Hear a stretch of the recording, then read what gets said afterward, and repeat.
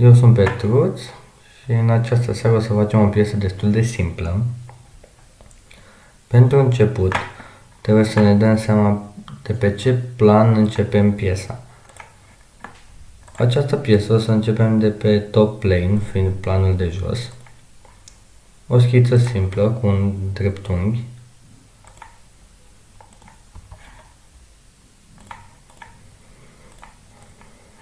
Avem dimensiunile de 70 de mm și 100.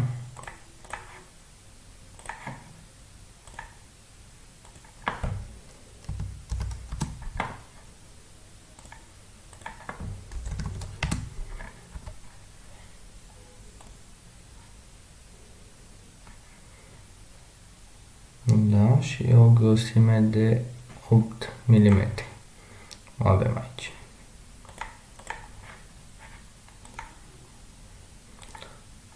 Extrud, direcția este pusă deja, 8 mm.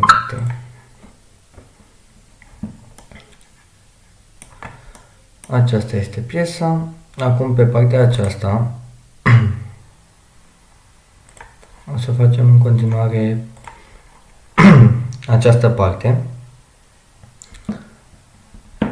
plecând de la baza aceasta deja creată. Trebuie să o înălțăm cu 40 de cm până unde începe acest cerc.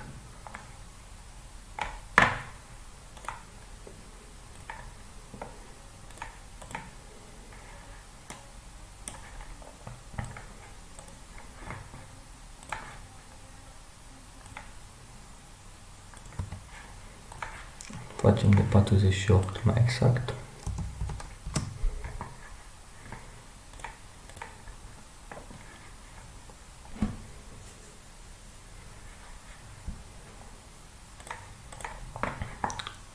Aici ca să putem să facem piesa mai ușor, să nu desenăm o grămadă de schițe aici, putem să facem această linie Dynamic Mirror și ce facem în partea stângă, facem automat și în partea dreaptă.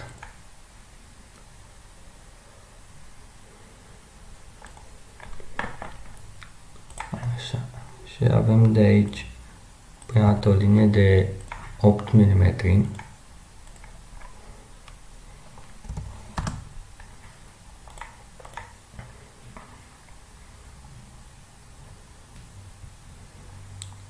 Iar aici un diametru fi 20, iar cel mare fi 40.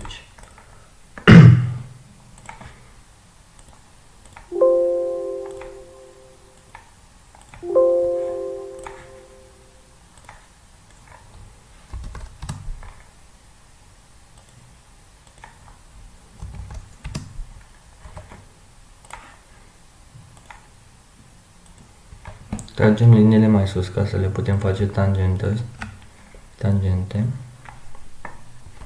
După care, foarte simplu, o să tăiem din ele.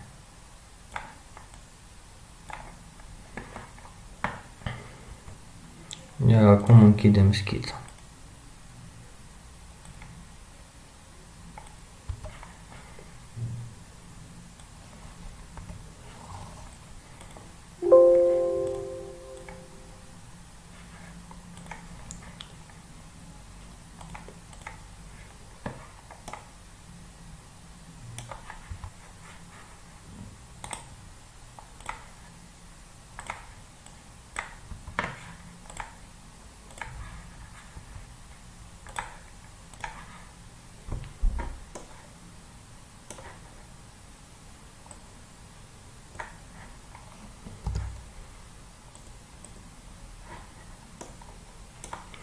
Acum pe această parte putem să facem în continuare cilindrul, care o să aibă aceleași dimensiuni ca și cercurile folosite în schița anterioară.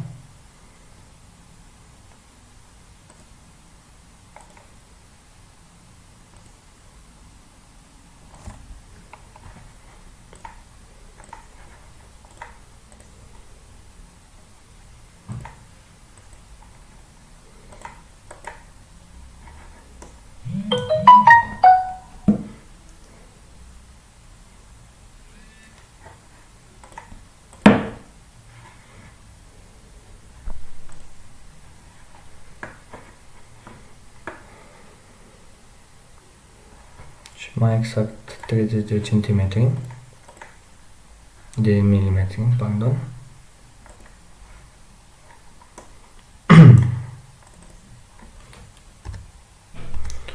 În vedere că deja am extrudat 8 mm, mai extrudăm încă 22. Și nu mai avem decât o gaură și două filete.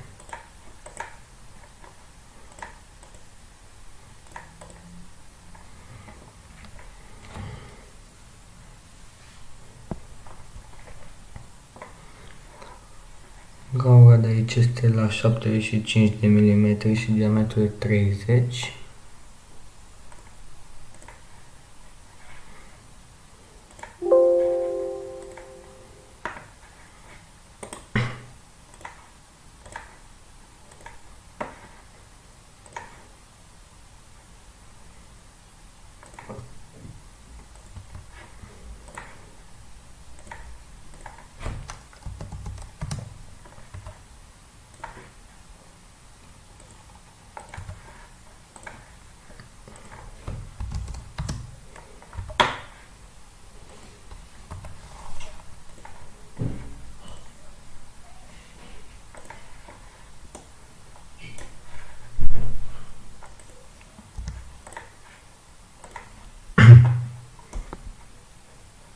Iar acum urmează filetul.